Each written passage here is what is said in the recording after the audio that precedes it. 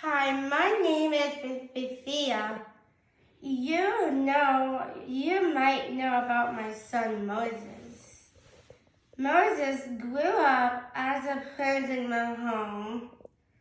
I found him in a basket near the river. I made him a son. This is his story. A long time ago, the Israelites came to Egypt.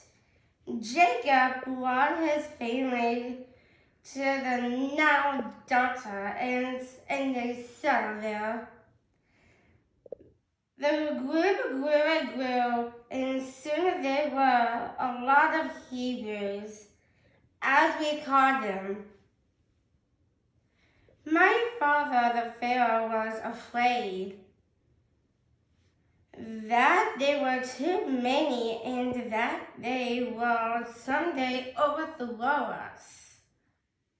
So he made them his slaves.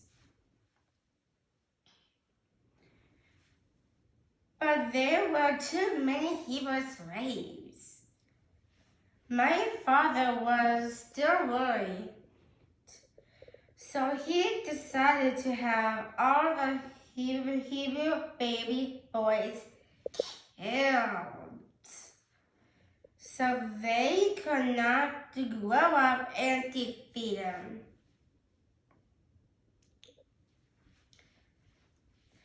Moses was a newborn baby. His mother wanted to save him, so she put him in a basket and left him by the river. That's where I found him. I picked him up and fell in love.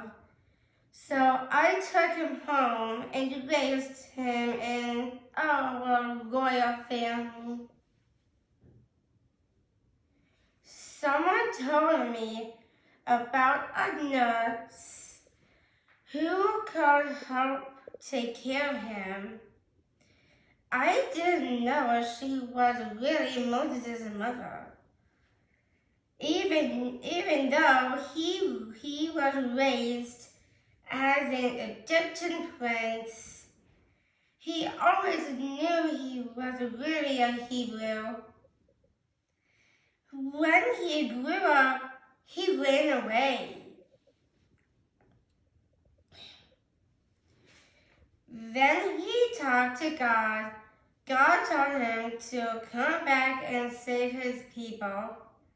He came back to Egypt and talked to Pharaoh, my dad. He asked Pharaoh to free the Hebrews because God wanted so. Now, a Pharaoh is a king and in Egypt. And we believe that Pharaoh is a son of the sun god, represents the god Horus. And if you know my dad, he didn't like to be told what to do. So he said no to Moses. Then Moses warned him that God said bad things would happen if he did not free the Hebrews. But my dad didn't listen. So we had to endure 10 terrible plagues. First, the water turned to blood. Gross. Then frogs, squishy frogs. Then gnats and lice. I was so itchy. Then flies. I really don't like those. After that, the livestock died, then boils. Next was thunder and hail. I was afraid. Then locusts, they ate everything. Then darkness. But the last plague, it broke my dad's heart. All of the firstborn sons died. The Hebrews marked their doorways so their sons lived. But my brother died. My dad was so sad. He finally let the Hebrews go free. So Moses